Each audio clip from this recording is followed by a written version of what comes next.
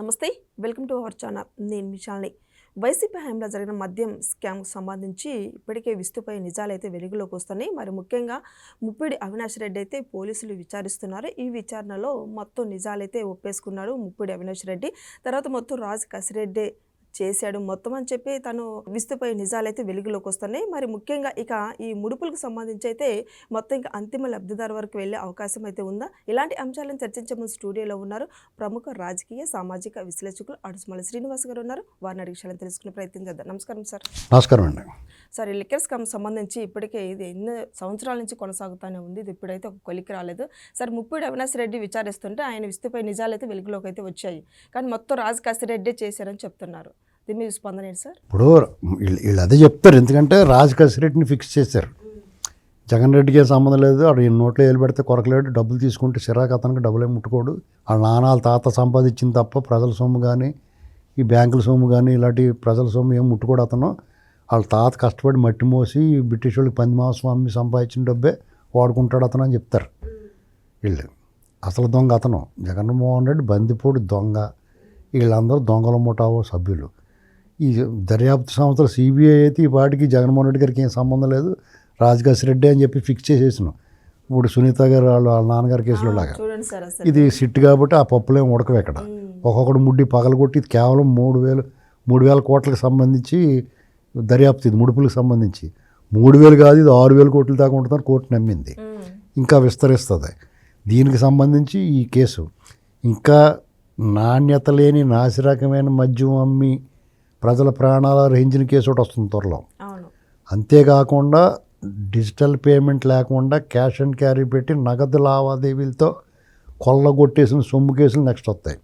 అది ఎక్కడ దాసాడు, ఎక్కడ పంపిణీ చేశారు, తాడేపల్లి కొంపలో పెట్టిన డెన్ ఏంటి, అక్కడి నుంచి ఎక్కడెక్కడికి డబ్బు వెళ్ళింది, ఆఖరికి విత్ పర్మిషన్ అన్ని రకాల అనుమతులతో యలహంక ప్యాలెస్ని కూడా తవ్వి చూస్తారు. ఇది తప్పదండి, ఎందుకంటే జగన్మోహన్ రెడ్డికి సినిమా స్టార్టింగ్లో వీళ్ళు ఈ ప్రభుత్వం అభివృద్ధి సంక్షేమం వాళ్ళు ఇచ్చిన హామీలు నెరవేర్చే క్రమంలో ఈ సంగతి తర్వాత చూస్తాం, ముందు ఈ పని ఉండరా అని ఈ పని చేసుకున్నారు వాళ్ళు. ఖచ్చితంగా ఇప్పుడు వాళ్ళకి ఒక లైన్కి వచ్చింది. అమరావతి నడుస్తుంది, పోలవరం రేపు వచ్చి సంవత్సరం జూన్ కల్లా కంప్లీట్ నీళ్ళు ఇచ్చేస్తారు. వాళ్ళకి పెద్ద పని ఏం లేదు, ఇంక ఏం ఊసిపోదు, ఇంక నీ సంగతి చూస్తారు. ఎందుకంటే ఈ పాముని ఎట్టి పరిస్థితుల్లో పడగెప్పనివారు. ఈ లోపల నువ్వు ఎన్నైనా బుసలు కొట్టు, రప్పాడిస్తాం, 2.0 చూపిస్తాం, గంగానం తల్లో వేటపోతలు వేస్తాం, లేకపోతే నాయుడు గారికి ధర్నా చేస్తాం, మీరు ఎన్ని రికార్డింగ్ డ్యాన్సులు వేయండి, మీరందరూ లోపల కూర్చుని అరికథలు చెప్పుకోవాలి. ఇది జరగబోయేది. ఎందుకంటే ముప్పిడి అవినాష్ రెడ్డి అనేటువంటి చిన్న సేమ. అతను ఎందుకు దొరికాడు? రాజకాశి రెడ్డికి బెయిల్ రాదేమో అని వచ్చాడు. నువ్వు మీ వాళ్ళందరూ దాక్కుని నువ్వు పంపించేసి నీకు ఎలా బెయిల్ ఇస్తామయ్యా అన్నారు న్యాయమూర్తులు. పరిగెత్తుకొచ్చాడు. అలాగే మొత్తం అందరినీ కూర్చోబెట్టి రేపొద్దున ఆల్రెడీ బెయిల్ ఇచ్చిన బాలాజీ గోవిందప్పాలను కూడా మళ్ళీ తీసుకొచ్చి కూర్చోబెడతారు. అందరినీ వరుసగా కూర్చోబెట్టి మీ అందరికీ కొలతలు తీసుకుంటారు, జైల్లో బట్టలు కుట్టించాలి కదా వీళ్ళందరికీ. ఇప్పుడు తెల్ల బట్టలు వేయాలి కదా వీళ్ళకి, ఆ కొలతలే తీసుకునే కార్యక్రమం అన్నీ ఉంటుంది. ఎందుకంటే వాళ్ళు ఏమనుకుంటున్నారంటే మా వాడు ఎవడో ఉన్నాడు పైన చూసుకుంటాడు, ఏముండదు, మిమ్మల్ని విడిచిపెట్టే ప్రసక్తే ఉండదు. ఎందుకంటే ప్రజలు నీ మీద పోరాడారు. ఇప్పుడున్న కూటమి పార్టీలతో కలిపి నీతో యుద్ధం చేశారు. యుద్ధం అనంతరం ఒక మహాసంగ్రామం జరిగిన తర్వాత శాంతి, యుద్ధం జరిగిన తర్వాత ఒక నిశ్శబ్దం ఏర్పడుద్ది. అలాంటిది ఏర్పడింది.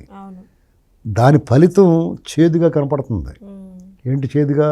నీకు శిక్ష పడాల. అందరూ కోరుకున్నది ఏంటంటే మా బతుకులు ఎలా బాగుపడతాయి లేదో అనవసరం, నీ శిక్ష పడాలా, అర్జెంటుగా నీ బిడత వదలాలా, నీ భయం పోవాలనుకున్నారు, అది ఇంకా పోలేదు. కాబట్టి జనం అందరూ ఏం చేస్తారంటే ఈ ప్రభుత్వం తిరిగి వాళ్ళు మేము అభివృద్ధి చేస్తున్నాం, చేయనివ్వండి, సంక్షేమం చేస్తున్నాం, తర్వాత చేద్దాం, చట్టాన్ని తన పని దాన్ని చేసుకునేవ్వండి అంటారు. దాన్ని ఒప్పుకోరు. చట్టాన్ని తన పని చేసుకుని ఇంకా ఎక్కువ చేయించండి అని అడుగుతారు. అర్జెంటుగా నేను జగన్మోహన్ రెడ్డి లోపలేసి తగ్గి మనశ్శాంతి లేదు. అది కూడా కరెక్ట్ కాదు. ఎందుకంటే అర్జెంటుగా లోపలేస్తే వెంటనే సాయంత్రం వచ్చేస్తాడు. సాక్ష్యాధారాలన్నీ పర్ఫెక్ట్గా ఫ్రేమింగ్ చేయాలి, ఎక్కడ బెసకడం లేకుండా కదిలితే ఇంకా బిగిసిపోతూ ఉండాలన్నమాట, అంత టైట్ చేయాలి. కాబట్టి ఈ లోపల ఎన్ని రికార్డింగ్ డ్యాన్స్లో ఎన్ని అబద్ధాలన్నా మాట్లాడతారు. వీళ్ళు ఎలాంటి అబద్ధాలు ఆడటం మంచిది మనకు తెలుస్తూ ఉంటుంది. ఇప్పుడు వివేకానంద రెడ్డి గారు మర్డర్ కేసులో అలా మారుతున్నాడు చూడండి, అవినాష్ రెడ్డి వచ్చి అసలు ఎట్లా ఆడు కొత్త మారుస్తున్నారు? స్టోరీ వెళ్ళేస్తున్నాడు. ఇప్పుడు అవినాష్ రెడ్డి చూడు సార్ అసలు కొత్త కాబట్టి స్టోరీలో. ఇలాంటివన్నీ దర్యాప్తు సంస్థలకు ఇప్పుడు ఉన్న ప్రభుత్వానికి వీళ్ళు ఎలా మాట్లాడటానికి అవకాశం ఉన్నాయన్నీ రెడీ చేసుకుంటారు. వాళ్ళు నోరు మూసుకుంటే వాళ్ళకి మంచి తెలియట్లేదు వాళ్ళకి. వాళ్ళు కొవ్వెక్కిపోయి నడమంతర సిరిగి నరం మీద కురుపులా సలిపేస్తా ఒక రకంగా ఓటమి దిగ్భ్రాంతి బుర్రబాడైపోయింది వాళ్ళకి కూడా. వాళ్ళందరూ మానసికంగా దెబ్బతినేసి ఉన్నారు. ఈ ఒకదానంగా ఇప్పుడు ఎన్ని ఉన్నాయో తెలియదు వాళ్ళకి, అవును ఎప్పుడు ఏ తలుపు తరదో తెలియదు. వాళ్ళు ఒక కేసులో వస్తారు మన మీదకి అనుకుంటే ఇంకో కేసులో వస్తారు. అందరికి అలాగే జరుగుతుంది. ఒక్క బోనమను కరుణాకర్ రెడ్డి నన్ను ఎలాగ లోపల వేస్తారని ఎక్కువ డ్యాన్స్ వేస్తున్నాడు.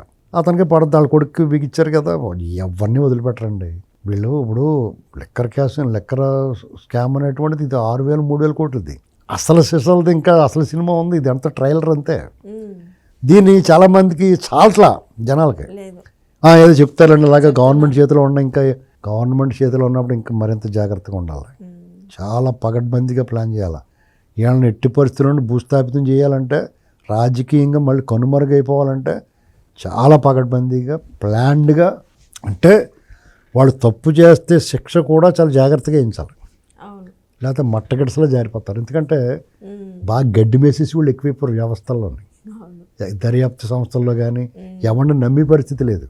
అంచేత 1కి 10 సార్లు చూసుకుని లోపల వేయాలి. సార్ ఇప్పుడు సునీత రెడ్డి గారికి న్యాయం జరుగుతుందంటారా సార్ అసలు?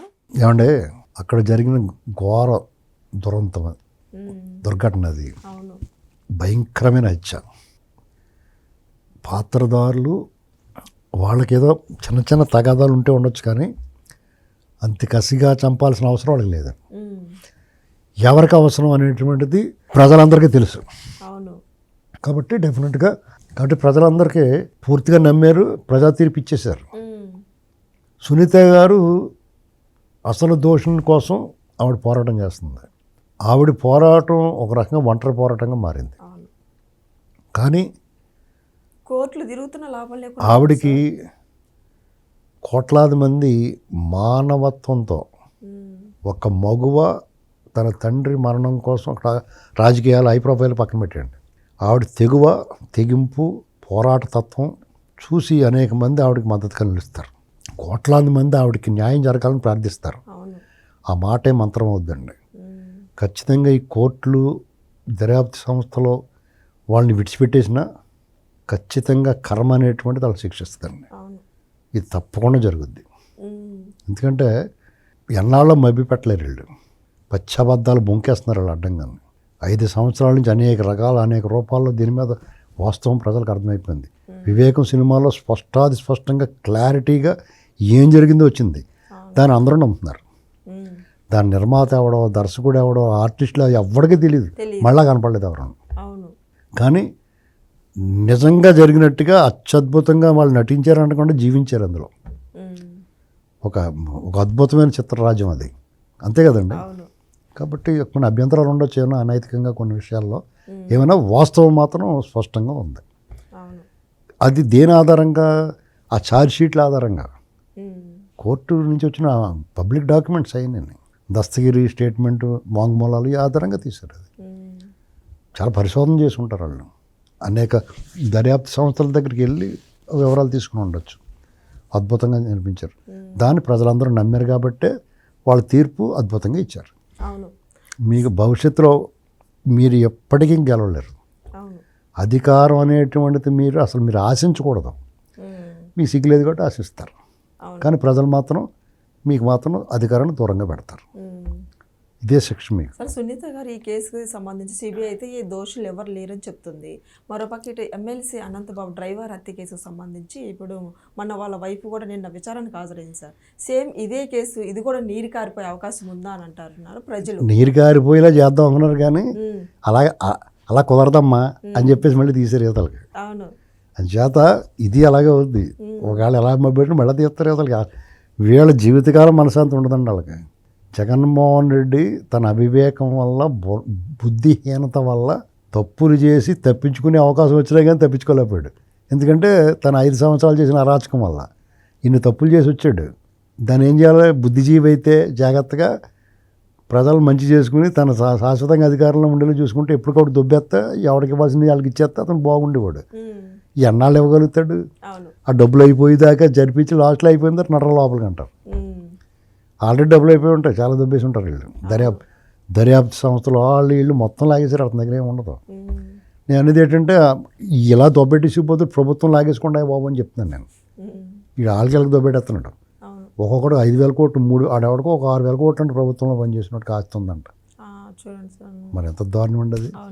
చేత ఆ డబ్బులు ఇలా దొబ్బెట్టించు కన్నా ముందే ప్రభుత్వం తీసేసుకుంటే ప్రజలకు ఉపయోగపడుతుంది కదా, పెన్షన్లో ఇంకా ఎక్స్ట్రా ఇచ్చేయచ్చు.